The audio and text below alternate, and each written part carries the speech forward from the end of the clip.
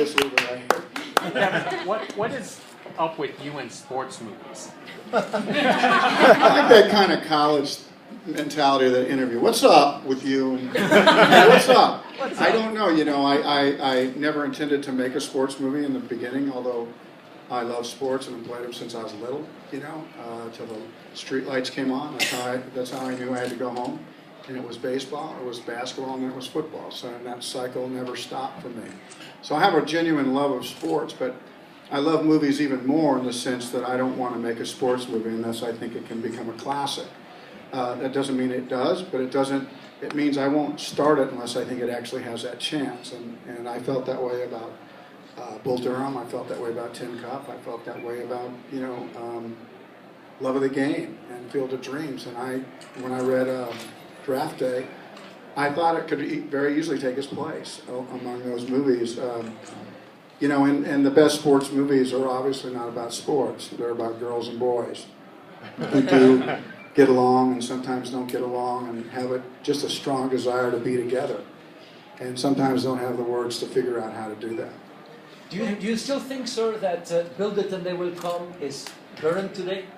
I know the term you're talking about, and the question was... I'm sorry, Build It, They Will Come. Right. Is it still accurate today? I think that it is. I think, you know, I mean, you don't know if people will come, but you have to build with people in mind, that you're creating something for them to come to in the dark. If you're talking about movies, if you're talking about even coming to your house, you know, it's like, it's how you treat people. And if you're careful with people, they have a tendency to come back. And you know, and I, you know, listen, I believe that you know, you don't build something for yourself, you build things for people.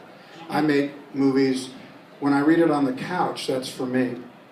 But when I go make the movie, it becomes for everybody else. How do these films do in non-football countries like Europe, like Asia?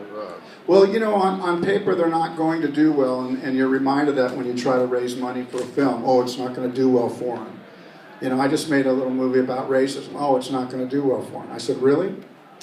I said, don't be too sure. It's a movie called Black and White. And I think that if you can find the human interest, if you can make a movie not about football, and not just about racism per racism, but make it about human beings who are having difficulty with this very difficult subject, and you find the humor in it as well as the angst, and if you find the poetry in it as much as you find the vulgarity in it, suddenly you have a movie.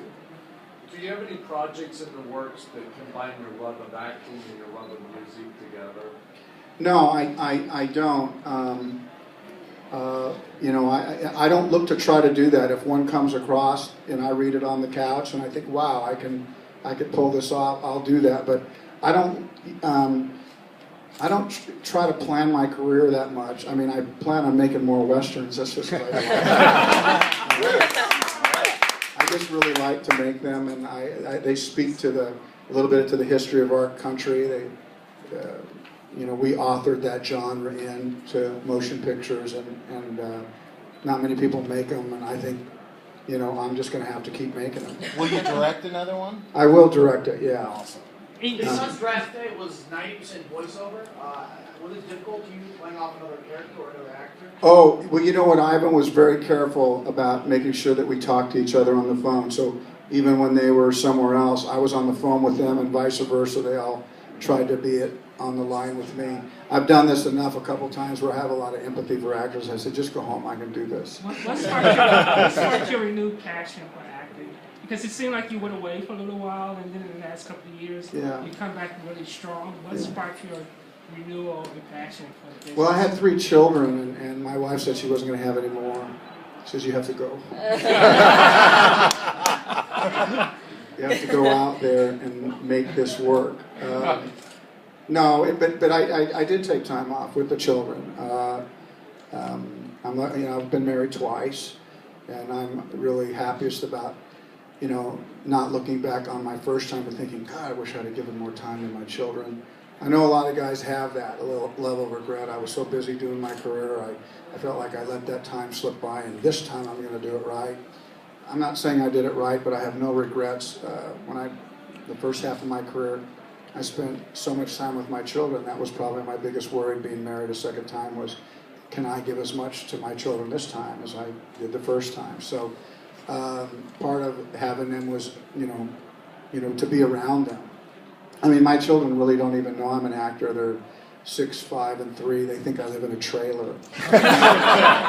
Kevin, did you approach your TV work with Hatfield McCoys just as you did film?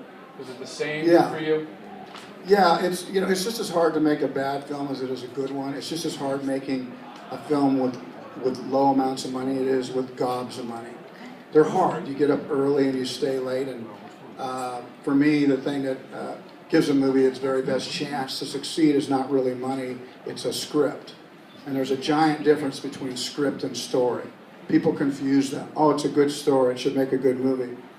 Not unless it's a good script. It just doesn't happen that way, and people don't vest enough in the written word. Kevin, what does this award mean to you? I don't know. You start off and you just want to work. That may sound very humble, but it's the truth.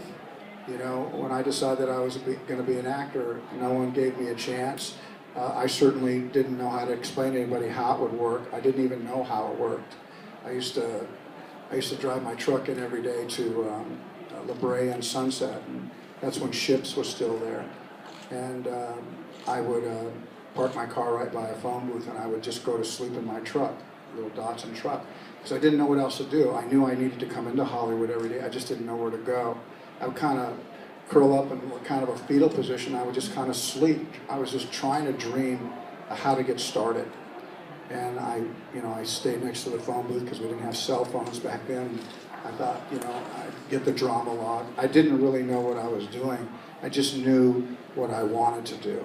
And so to think that I'm kind of, attached to that 4-letter word is kind of interesting. But I know how it happened. It happened as a result of great scripts. And my wife thinks I'm charming. My kids kind of do too. But you can't do that for 2 hours on film. You have to be armed with something that moves people in the dark. You've worked with some incredible directors. What does Ivan Reitman bring to a project? Well, Ivan, you really want a steady hand, and it's not so much in the shooting of a movie. You want somebody to recognize when a script's good and not to mess with it. You want somebody to stick with that script and not second guess it when you're directing it. And what you really need is a very steady hand in the post-production.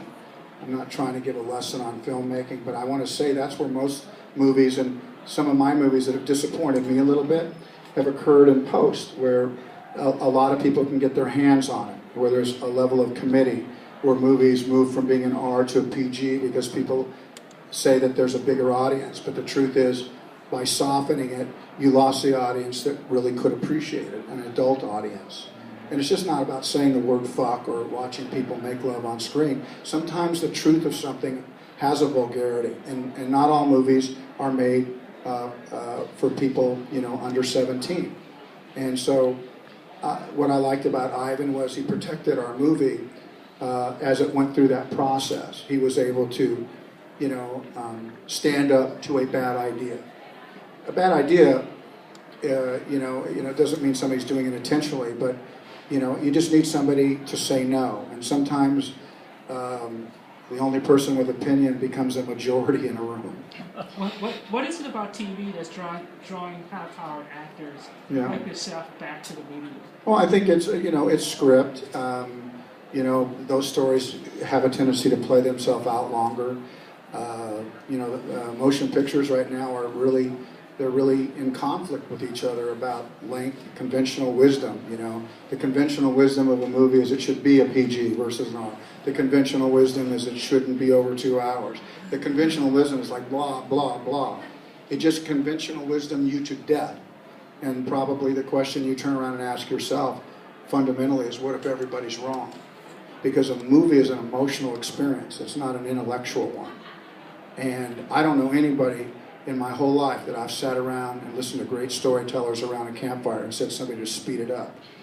I know some people that told stories around campfires that should never tell a story. They don't know how to do it. But there are some people that take you on a journey to where you get to the end and you go, ah.